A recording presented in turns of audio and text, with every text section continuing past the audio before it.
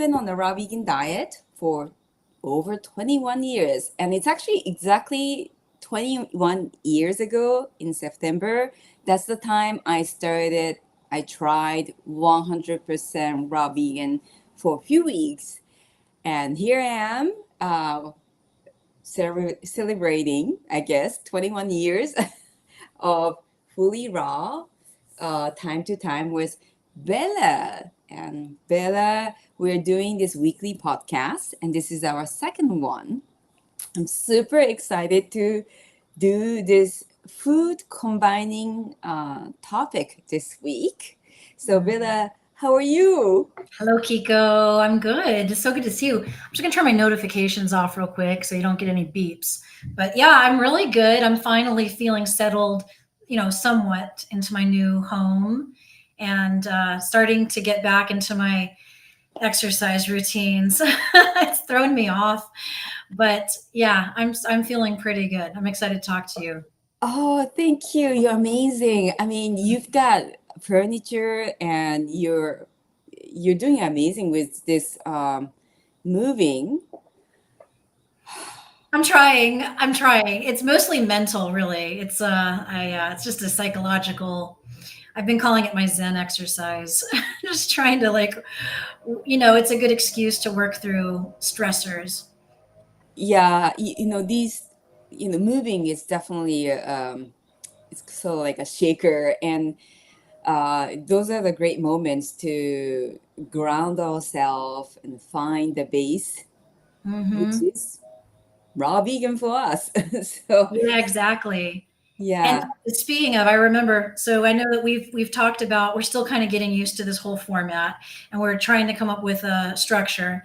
And you did a lovely job introducing yourself and describing your raw food journey briefly.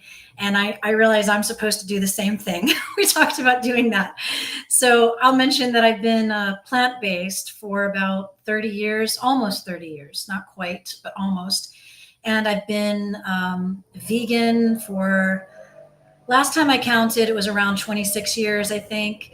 And then I've been raw for about 11 years. And as we discussed last week, it's been mostly a high raw journey. But I'm also a certified raw food educator, which is why I love being able to come on here with you and talk about all this fun stuff. That's fantastic. I have such a huge respect for someone like you because, like, doing this plant-based, like, almost 30 years ago and 26 years of vegan, because it's not the same as starting vegan, eating vegan now to back then, because back then there was like, you were taking weirdo, you had to go through very weird situations, and that you are certified mastering this what was the name of the course by Rick and Karen Dina, mastering the raw Mastering food raw food nutrition. nutrition. Yeah, and they're very hardcore, the full Hmm. year of course, and I really have high respect for whoever has finished that course. So, and that's one of the reason I love connecting with you, because you're full of knowledge with your own experience. So food combining, that's very interesting. I think it's something we need to learn, especially when we embark with this raw vegan journey. Hmm. uh, First, I think I used to eat fruits after finishing a heavy meal. When you go out and eat, they give you as a dessert or like a mouth refresher, and that doesn't go well with a heavy food, like oil and citrus food. That could upset the stomach. So, you wanna you wanna For share sure. from your story? Yeah. So yeah. Okay. So it sounds like you know a little bit about food combining, and you've experimented a little bit with the principles. Am I right? Okay. I was very hardcore on that. I've read quite a few of food combination. I don't do. I have to check on myself, but for me, it's yeah. It depends on the stage. I have to be mindful, but I'm not following 100%. But I have the base or what not to mix? Okay, yeah. I went through a phase of a few years of experimenting with food combining from just my own personal experience, just to see what it was like, if it made any kind of a difference. I learned about it a few years into going raw. I read two different books. One was called The Raw Food Detox Diet by Natalia Rose, and the other book was The Beauty Detox Diet by Kimberly Snyder. Both of them, both of these ladies have a very similar philosophy. And I would later come to understand that it was based on food combining principles. If they mentioned that term in the book, it kind of like went past me. I didn't really think about it being a whole system that existed before those books. But then when I learned about it in a more formal setting, I found it very interesting, because when I tried the practices based on those two books, I found really really good results. I really appreciated the way I felt following these principles, and we'll talk a little. I'll explain the principles as I've come to understand them. Um, but when I took a more formal course, I came to learn that there's really no scientific evidence to support that it's 100% true for everybody that food combining principles not only work but are necessary. So so when I think about this, just as like a little side note, I just kind of wanted to say that last week I said something about how all of this stuff we talk about is part of my philosophy. And I tend to think of nutritional science as being a soft science and a philosophy. Because what I mean by soft science, I majored in a soft science in college. I majored in sociology. And so you use in the soft sciences, you use the scientific method to try to find information, but you'll never get a concrete universal yes or no to any question. There will always be variables. It's not a hard science. A hard science, you can use mathematical formulas to get a 100% of the time this is true. 100% of the time this isn't true. And with nutritional science, the reason why it's so maddening for a lot of people is because they'll read a book on like food combining principles, and it's sort of written in a way as if it were a hard science, and then you'll start to hear people talk about food combining as if it's a hard science. But then you'll hear other people talk about how, well, I eat fruit after my savory dinner and I'm fine. There are no problems, there are no consequences. So I think it's still kind of a fun topic to learn about and explore, because if you're somebody with digestion problems, then this actually could be very beneficial. You might find some help in this department. Yeah, So definitely. Yeah, find do that you to be mind? true. Yeah, do you mind writing up that two books that you mentioned about food combining, by one by Natalie, the Natalia Rose. Natalia? Yeah, so maybe I can add it into our description That's a later. good idea. I'll write them both down. They're both really good. I especially loved the beauty detox diet by Kimberly Snyder. I really, really like her. Mm. And she is mostly raw, mostly 100% plant-based. And she used to be raw back in the same, she might have been in New York at the same time as you, Kiko. She was Ah, going through the raw phase at the same time as you back in the early days of the raw food. Like I ah, say early days, I mean like the resurgence of the raw food movement in New York. cool. Um, but yeah, I think and she's such a shiny example. Like she's so glowing all the time. So you can see that the food combining principles really work for her. So yeah, Yeah. I'll write them down for you. And in Oh, fact, great. I also I made a few notes to make sure. I don't know if I'm allowed to share screens. I see a button for me to do that. So when the time comes, would you mind if I shared a chart on the screen? Oh, that would be great. Yeah. Okay, great. I made a chart of, uh, Nice. I'll explain first the basic principles and then I'll explain what the chart is. Okay. Okay. Okay. So food combining is a very simple theory to try and understand. But first of all, it's good to know that it originated during the natural hygiene movement, which began sometime in the 1830s. 1830s, so a long time ago. A lot of things have changed since then. We have different methods of testing certain things. And so one prominent part of the theory has been debunked, which is that, okay, so we have every whole food contains the macros: carbohydrates, proteins, and fat. Every whole food contains this, which is why kind of gets on my nerves whenever people refer to meat or tofu or beans as proteins, because it's like, I'm so technical. Like, okay, yeah, it's like predominantly protein, but they also have a lot of carbohydrates and they even have a little bit of fat. So you can't really escape any of those three macros. And so the theory that's been debunked in the food combining philosophy is that when you eat a food in the protein group, and food combining does organize foods into groups. It organizes into fruits, proteins, starches, low starch vegetables, and fats. And I'll explain what those are. And I'll be specific in just a minute.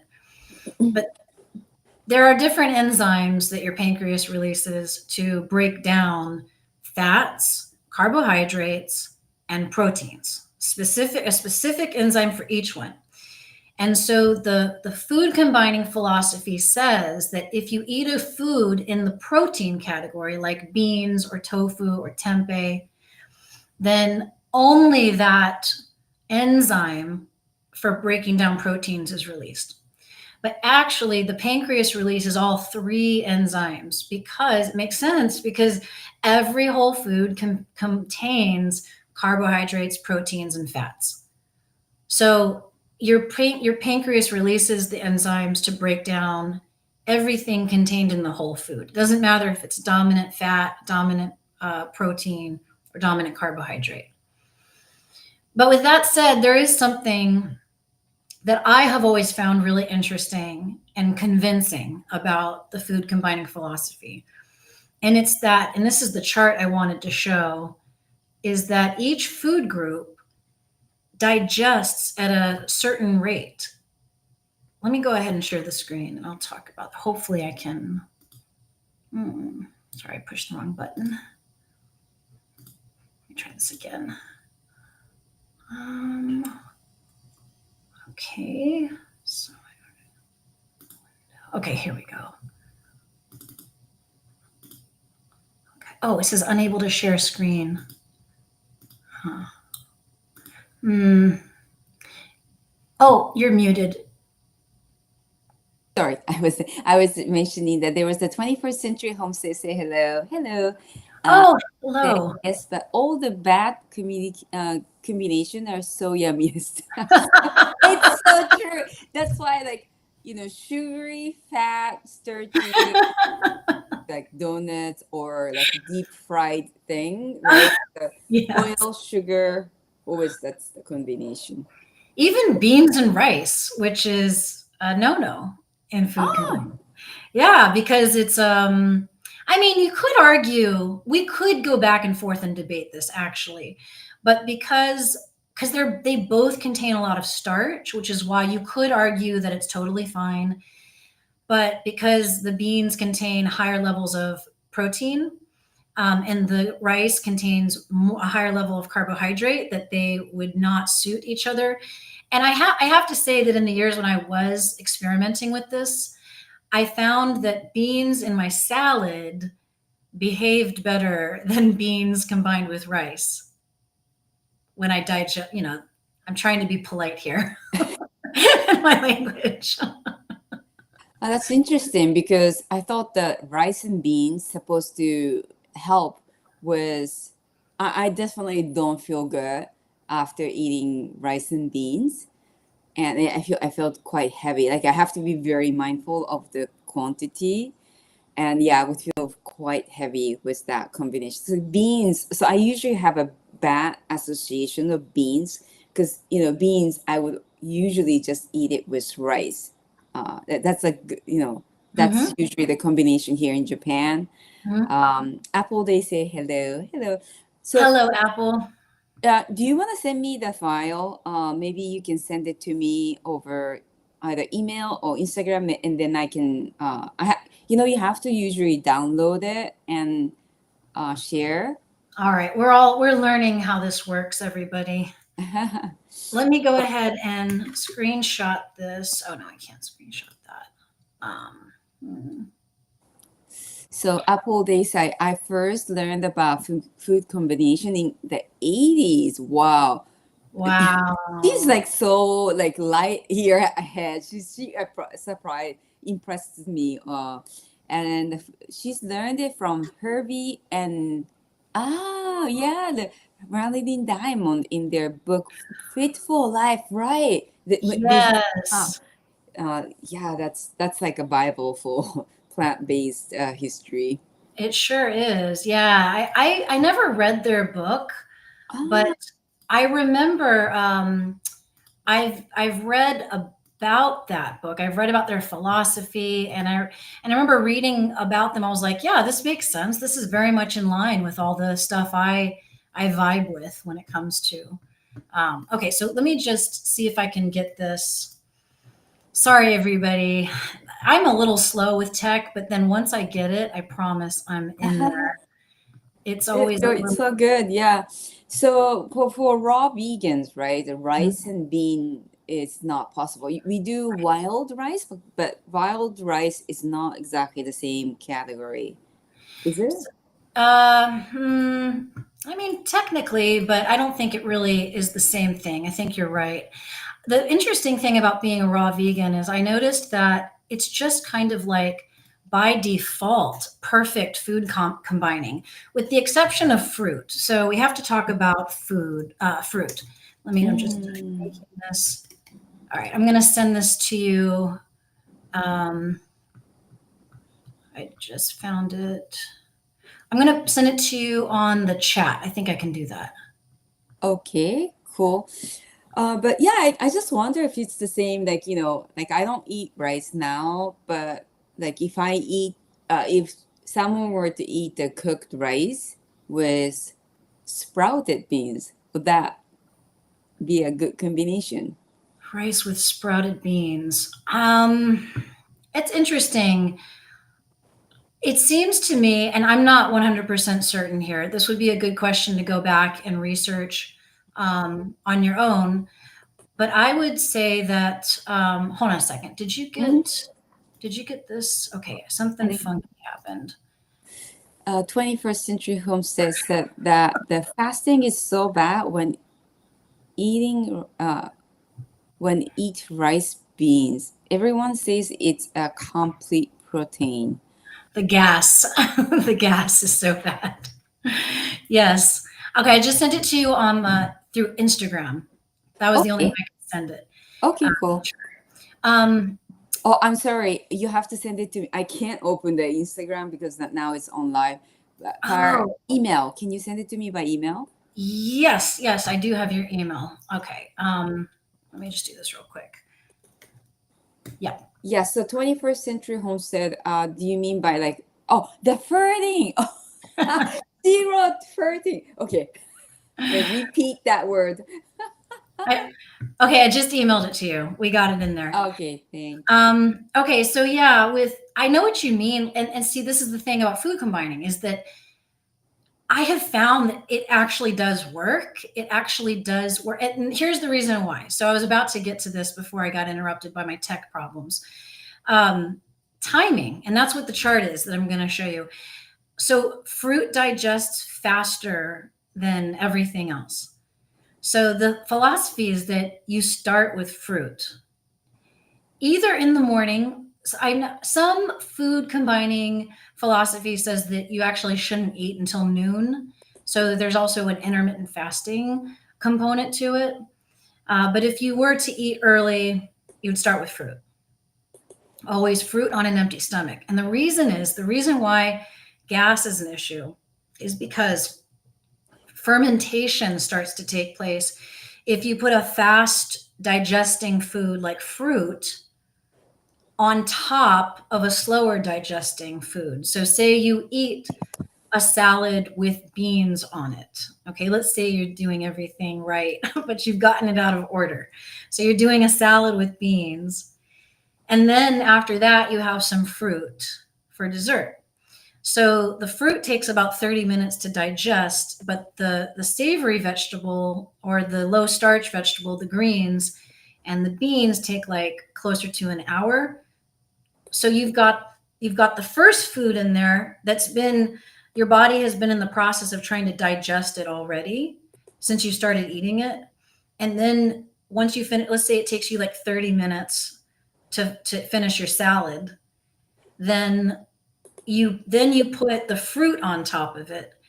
And I guess it might work out okay, but if you were to add fruit on top of something that's a little more dense with, like, say, a lot of nuts on it or like a nut based dressing, you might run into some problems. Like you might start to feel bloated or, that's the philosophy. I have to say, I have found that to be true for the most part in my life. If I'm being 100% honest, I don't like following food combining principles, so I like to convince myself otherwise. But the truth is, I do feel my best whenever I follow these. Okay, so you can see this chart now.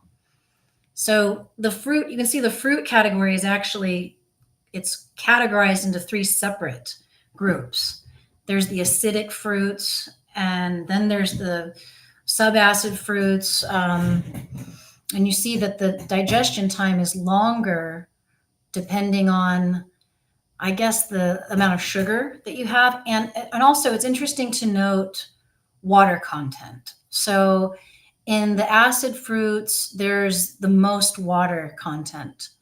With the exception of mangoes, I would say mangoes have and grapes have a pretty high amount of water.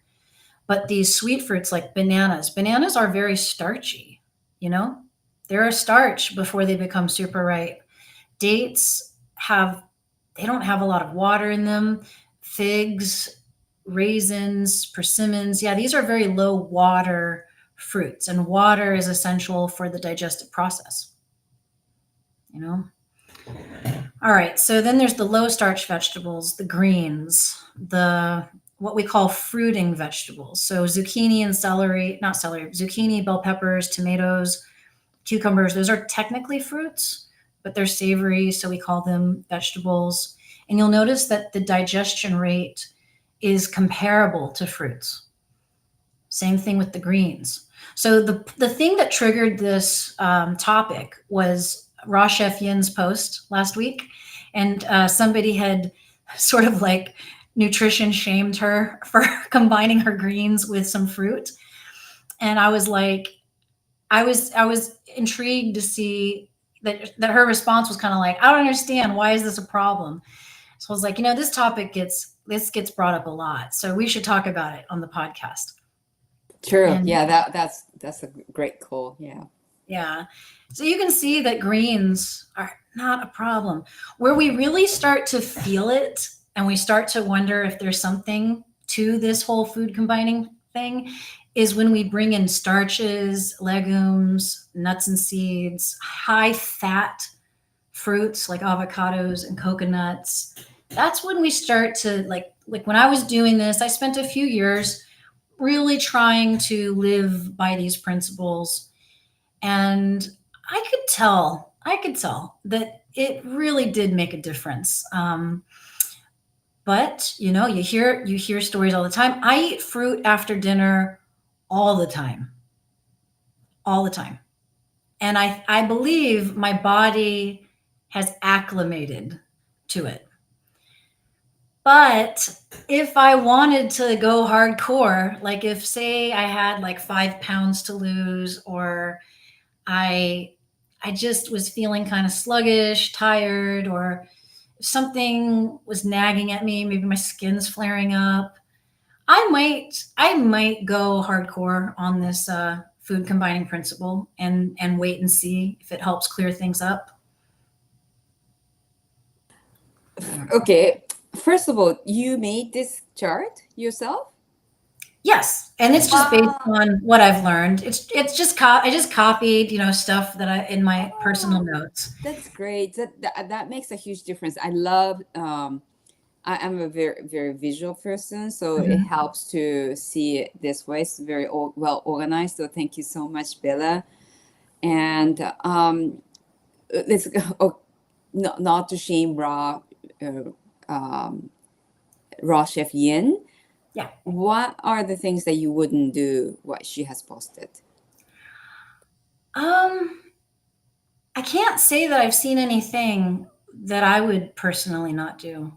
I think she and I are actually on the same page.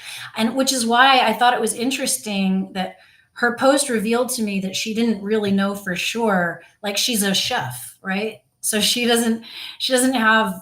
probably doesn't have as much of the nutrition training, but her intuition is on point. I don't necessarily look at every single post, but every post that I have seen, I don't see anything objectionable about her food combination. She seems to have a good intuition.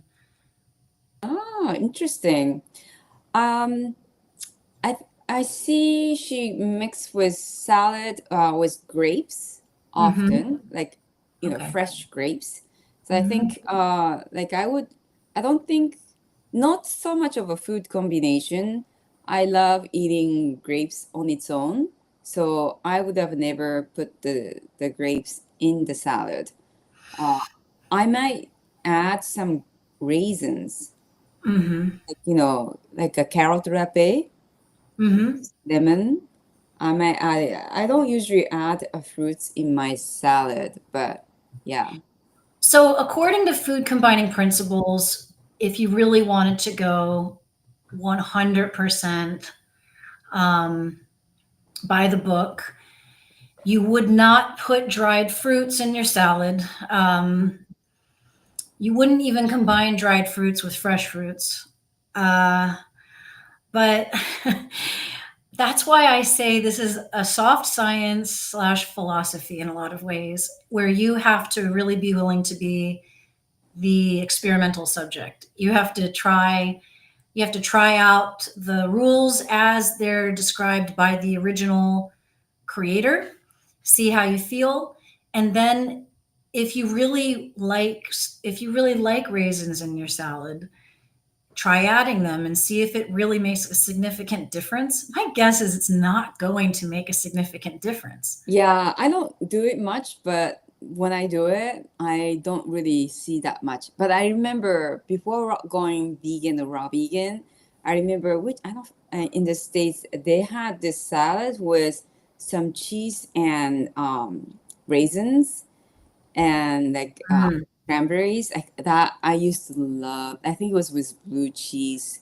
Oh yeah, I I remember. love, yeah, the fat and sugar is always it's addiction. We should have a podcast where we talk about that, the pleasure trap, the fat, oil, and I'm sorry, the fat, sugar, and salt combination. Yeah, Yeah. right. Yeah. Oh man. Um, so um, I don't see that much of a difference, but I think one smoothies recipe Mhm. that was, because I was following this food combination strictly in the beginning, because Mhm. well, first, right away for a few weeks into raw vegan, I was just eating whatever. Mhm. My friend was mentioning that, Kiko, you shouldn't combine fat and sugar and certain fruits, even within certain fruits, you shouldn't combine. And then I started to, do hardcore food combination. And then, so I wasn't doing things like starchy fruits and acidic fruits. So, like, you see a lot of bananas and orange Mm. smoothies on, Mhm. on Mhm. Instagram. And Right. it used to shock me in the beginnings, like, wow, like I would never combine that starchy and, like acidic fruits. Yeah. Do you Yeah. want to mention that? Yeah, you bring up a really good point. My smoothie that I eat every day is breaking a rule because I always include some kind of omega-3 seed, like flax seeds or chia seeds, sometimes hemp seeds. every single smoothie. I never skip that ingredient. And my fruit, the only fruit I use in my smoothie are bananas. So other than adding the seeds, everything in my smoothie is well combined. Like I use my smoothie consists of spinach, bananas, water, and then I use a lot of powders like spirulina powder, which is high in protein. So you could argue that that's also breaking the rules. And like I said, the seeds. Uh, what else? Cacao powder. I put cacao powder in there, which is a fruit technically. It's probably in the, I don't know, subacid fruit, I think. I don't even know what cacao would be considered. Maybe fat. I don't know. But you Actually, usually, so in your morning smoothies, you add 1 tablespoon of chia seeds, I think, hmm 1 or 2 bananas, hmm and then you add like 1 head of romaine lettuce, spinach. a spinach, Yeah. and do you add like apple Nope. I don't add any other fruit.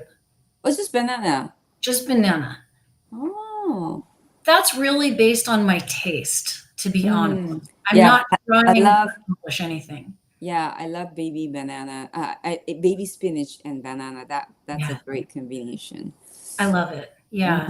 But I But wonder though that omega 3 fatty acids reacts the same to other seasoned nuts. You know what I mean? Like I don't know. mm, I do always add chia seeds into my smoothies as well.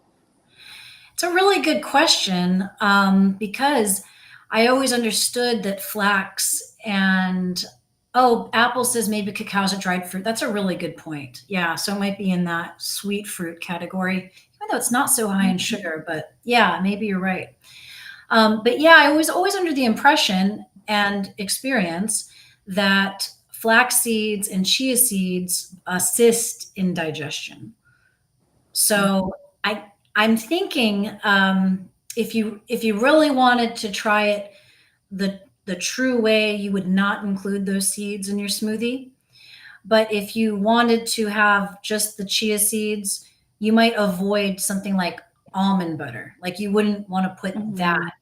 that kind of like heavy dense fat, that doesn't have any digestive properties. Mm-hmm. Yeah, some people add it on purpose. Like for example, Dr. Brooke Goldner's this protocol in her protocol, she always suggests to add it's like um, 3 tablespoons or even more of chia or flax seeds, and Mhm. that slows the our metabolism, and Hmm. also that helps to not to digest too fast. That would cause indigestion. Like so, it's she says that in her protocol, it just actually helps to better digest in a way. And I find it helpful. I do find I never miss flax seeds or chia seeds. I never miss that in my smoothie every single day. Apple says my smoothies, I think she's talking about me. My smoothies sound very similar to hers or his. Sorry. I don't know if Apple is a guy or girl. But yeah, I wonder, how long have you been doing that and how does it feel for you? Because there are so many different ways to make smoothies. David's smoothies that I make for him every morning always contain another kind of fruit. He likes a fruitier smoothie. So I put mango in his or blueberries. Those are the two that I tend with just like my smoothie, but I add mango or blueberries because he just likes that. He likes the taste, and especially blueberries, they're so high in antioxidants. So if it doesn't affect your digestion, then I don't see the problem. oh, it's interesting. I've actually forgotten that orange and pineapple is in the same category. I do add banana. I combine banana and pineapple, but I don't seem to have issues. But when I do banana and oranges for a long period of time, I seem to have issues. Bananas and oranges. Okay. Yeah, I citrus fruits. I feel like you have to be very careful when you eat them. It does, in my Mhm. experience at least, it's better to eat them on an empty stomach. Uh, but some people, they just train their system to handle it. A lot of raw vegans who have been doing raw for a long time, they'll eat oranges after a salad, watermelon after a salad. That's the other thing is watermelon. Melon is supposed to be, according to this philosophy, it's supposed to be eaten separate from everything. Mhm. So you wouldn't even combine it with other fruits. Mhm. It needs to be eaten on its own. It digests faster than all the other fruits, which I actually find to be true. I do Yeah. find that sometimes, because I love watermelon, it's one of my favorite foods, and I've been like, I really want a watermelon in the afternoon, and afterwards I'm like, you know better. Why did you do that? But I think people who eat um like oily diet Hmm. has to be a little more careful in terms of this food combination. So like if you were to eat very heavy oily dinner and Hmm. you have acidic fruits in the morning, some people might have that window of sleeping period of time might not be enough. It might be sitting in your stomach, right? It's a good point, especially because we are primarily talking about the vegan lifestyle, Mm-hmm. raw vegan mostly, or high raw. But you're right. I have it's been a while since I looked at a chart to see how long the various animal foods digest, but it takes a long time, especially I believe red meat is the highest or the longest. It takes the longest time to digest. I mean, we're talking a really long time. And you're right. Like if you have red meat for dinner and then you eat breakfast really early in the morning, you're going to have some, it seems to me like if you are in that category and you're struggling with indigestion and other digestive problems, you might want to think about food combining. I think you're right. I think maybe for raw vegans and vegans, while for a lot of people in the beginning, it's overwhelming to take in all of this fiber, to take in especially the raw vegetables that are like very dense, broccoli and carrots, beets. These things are low water vegetables and they can be really hard to digest. So, people who are just starting out with this lifestyle and people who are still eating meat and other animal products, food combining could be a lifesaver for them.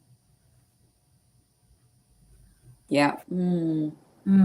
Okay, so Apple has said smoothie is mostly a mix of greens and other cruciferous. Wow, bonus points for you. I really admire people who put like, I'm assuming by cruciferous you mean like cauliflower or broccoli. Not, I mean, maybe you meant Kale. Yeah. kale is Yeah. cruciferous. Hmm. That's, I can't do it. I can't. But that's a powerful smoothie you got there. That's really good stuff there. Yeah, I think yeah, Apple did, and in another conversation, she mentioned that she was following, she was doing Dr. Brooke Goldner's style smoothies, which is lots of flax seeds, or the chia seeds, and then crucified veggies. So Mhm. kale. We have quite a few crucified veggies. So sometimes I do broccoli, frozen broccoli, Wow. which is pretty good actually. It becomes kind of milder. And Mizuna, Mizuna is like a very thin. You might get that in LA. That's also it's kind of spicy, and Mm. also komatsuna. Is a master green veggie. That's available. Those are available all year round. So, and kale is a bit difficult for us to get it. I have to go to Costco to get it. But I usually do frozen kale. If not, if I just run out, so I'm doing mizuna or komatsuna as a base. Mm, and yeah, I do bananas and usually pineapples.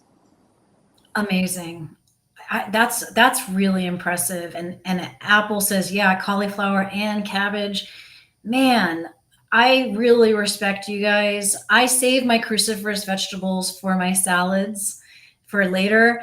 I love my smoothie so much. I've been drinking the same smoothie for 11 years. That's And amazing. You don't change the recipe for 11 years?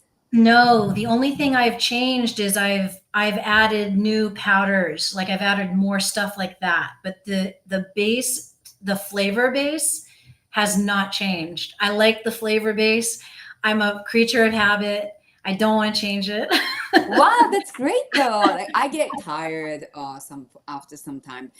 How about maca powder? You mentioned about cacao powder. I just started putting maca in my smoothie during my when I was writing the beauty food series, during the stress week, stress and diet, which I'll be talking about a lot more in the upcoming series, which is going to be all about mental health and raw food and diet. So maca will come up again, but yeah, I put that in my smoothie now every day. Yeah, yeah. Oh, I'm how trying to do you think. like the taste? The taste, it does stand out. It does change the flavor of my smoothie, but I've gotten used to it and I don't mind the taste. If I really hated it, I would just be like, nope, I'm going to get it in some other way. Yeah, I have a hard time. I added maca powder because of Mhm. this amazing benefit, and it's supposed to be a great, like mental health, like our Adaptogenic. yeah, and the feeling like it's supposed to cheer us up, Mhm. especially taking it in the morning. So I like adding it, but I don't. It changes so much in my smoothie that I don't like adding it. Oh, another thing I like adding, I don't do it all the time, but mixed berries in my Mhm. smoothie that makes a huge difference in taste. I love the taste. Yeah. Yeah. Mixed berries and mango are great for overpowering any flavor that you don't like. Like I said, I make David's smoothie with mango and sometimes blueberries. Sometimes I'll use mixed berries.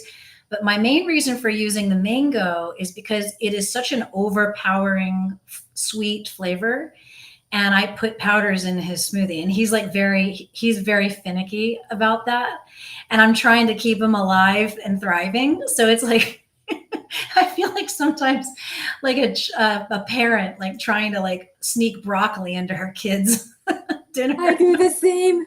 I do the same. I do add like sprouts. Yeah. So yeah, for my husband, he likes like very sweet chocolatey flavor. Mm. So for snacks, I like cacao powder and then sprouts, and he doesn't even notice that sprout taste. There you go. Okay, so we got 21st Century Homestead says, "Well, mad respect for you wonderful ladies with the green smoothie. Thank you." Yeah, we got a lot of good green smoothie power. I think that the green smoothie is probably the most important part of my whole day. Yeah. And I tell people whenever somebody is trying to change their life and they want to start with nutrition and they don't know where to begin, I'll really emphasize the green smoothie. I'll tell them no matter what you do, like if you fall backwards at lunchtime and dinner and you eat your old stuff, if you just get your green smoothie in the morning, you can probably get all of your necessary nutrients in that one green smoothie. If you plan it right, if you put the right stuff in it, you know? I totally agree that green smoothie is so important Mhm. for me. And I have, as I've been mentioning, I have this very intense work coming up. And with one of my clients, I have to be in a hotel for 5 days because the whole week I'm with them. So I just got myself portable A blender? the blender, yeah, and yeah, because I mean I could make I could bring Vitamix, but it would be just too heavy, and I think too noisy in hotel. So I got myself on that, and yeah, and it should be very easy. Like starting in morning, it makes a huge difference when I start with. If I don't start with these green smoothies, it would make my whole day so different, like sluggish or not in a good mood. You don't want to be around me too close when I don't Mhm. eat it that way. I hear you. So I just looked over here and I realized there's another chart that we won't go through the process. And in the future, I'll remember to email all charts to you, anything visual that I want to show. So instead, I'll just describe this. I have this other chart that I actually copied from one of my textbooks, which is, I was saying that the reason why food combining is controversial is because one of the main ideas has been debunked, that when you eat something, your pancreas releases the enzymes necessary to break down carbohydrate, protein, and fat. But we have on this chart here, which is still up here, we can see that we still have food groups, and a lot of them are kind of based on the dominant macro. So your fruits are mostly, the calories mostly come from carbohydrates. Same thing with the vegetables, low starch and starch. But the legumes have a high amount of protein, which compared to the starches and the fruits, they go into the protein category, Mhm. even though they're a legume and so they have a lot of starch. And you were asking me about sprouted legumes. Like what? And I was too distracted to really give a good answer. Mm.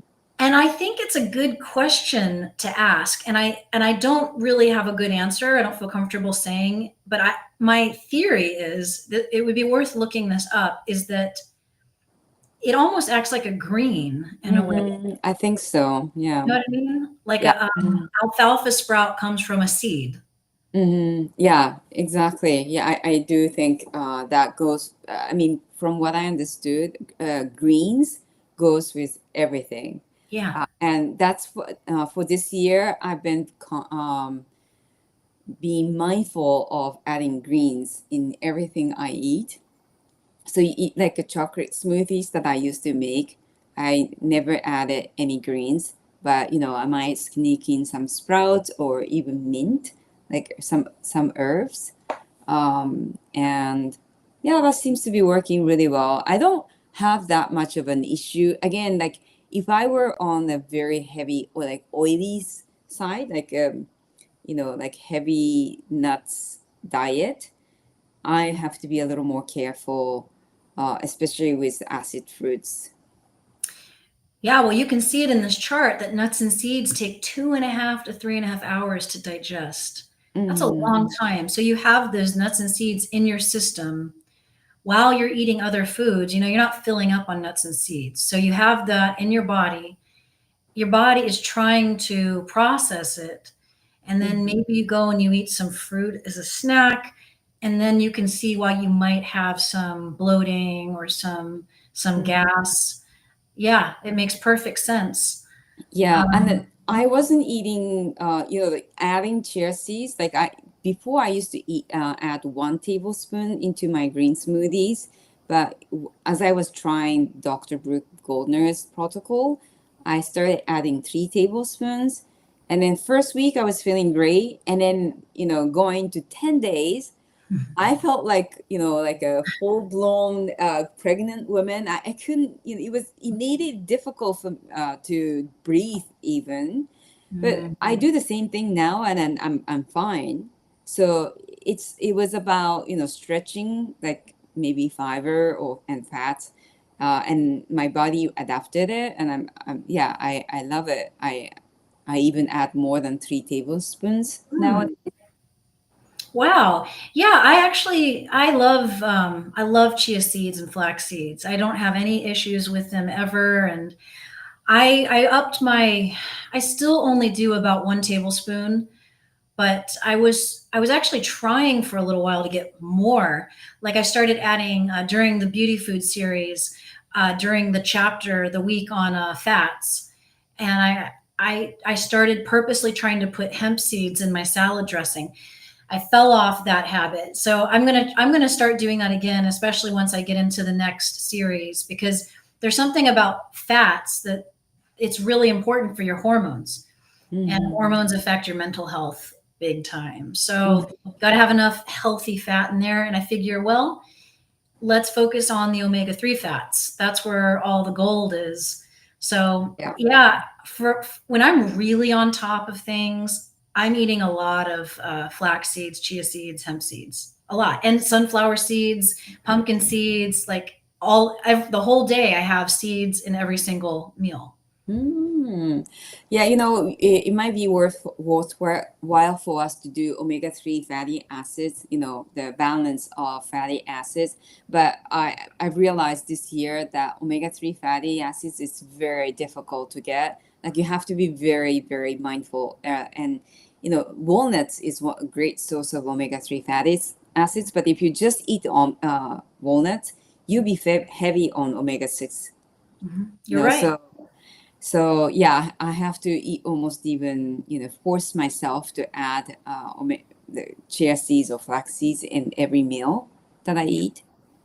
It's true. It's a little discouraging to see how much effort has to be made to get enough omega-3 in one's diet. It makes you realize that most people are walking around deficient in omega-3s and too much omega-6, which explains why there's so much disease in the world. It's inflammation. You get inflammation when you have too much omega-6 and not enough omega-3. And it's weird to think that it's not really that hard. It's just that it takes effort because there aren't as many foods that contain a high level of omega-3. So you're right, you really do have to be aware. You have to make an effort to get it in. Mm-hmm. Mm-hmm. Yeah. And apple day, she mentioned she wasn't sure, but maybe mango and banana is in the same category. I would Mm, there's a acidic side, but you know what I'll do? I haven't had breakfast yet, so today instead of adding pineapples with bananas, I would add banana and mango and okay. try for next 10 days or so. But Hmm. I have to admit that I like that sweet acidic combination. So maybe I Yeah. might add berries on top of that. Another good, I like if you want to have a little bit of an acidic sweetness added with less consequence, lemon is really good. You can add a peeled lemon to a smoothie. I used to do that. That was actually when I was doing Kimberly Snyder's beauty detox protocol. Her smoothie is romaine lettuce, spinach, celery, a whole lemon peeled, and a whole green apple chopped up, and water, and that's it. And So there's no skin of lemon. no skin of the lemon. You just peel the lemon with a knife. It's really good. And the lemon is really essential to the flavor profile. It has a similar experience on the tongue as mango, but like mango is very high in sugar and lemon is not. So you can kind of get a similar experience with the Okay, flavor. can you repeat that again? What was the Her recipe? smoothie, uh, a head of romaine lettuce, Mm-hmm. um, some spinach, Mm-hmm. some celery, a green apple, and a whole green lemon, and water as the base. Yeah, because apple is not so starchy, so it would go And it's okay. lower in sugar. Yeah, exactly. It's another thing about smoothies in regards to food combining is that because it's blended up, you skip the whole first process of the digestive process. It's Mm-hmm. already chewed, and it's actually chewed better than you probably would chew it in your own mouth. You know what I True. mean? Yeah.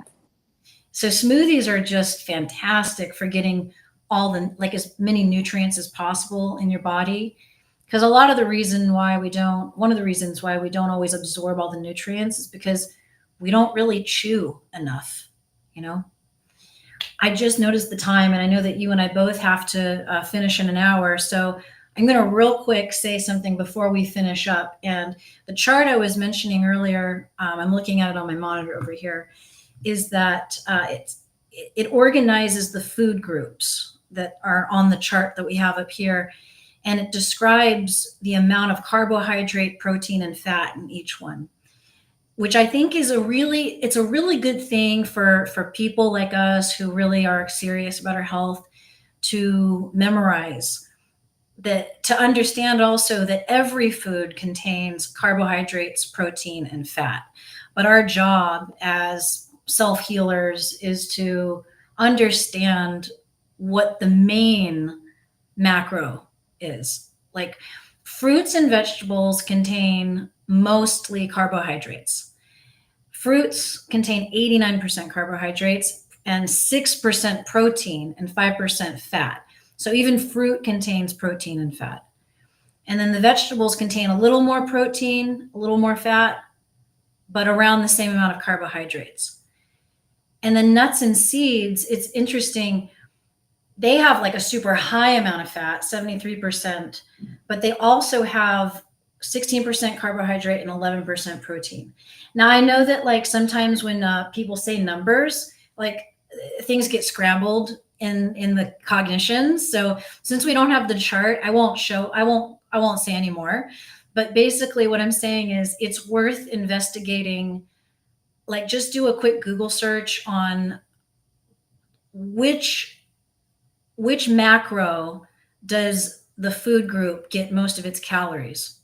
Fruits, carbohydrates; vegetables, carbohydrates; nuts and seeds, fat, but they all contain each macro. Mm-hmm.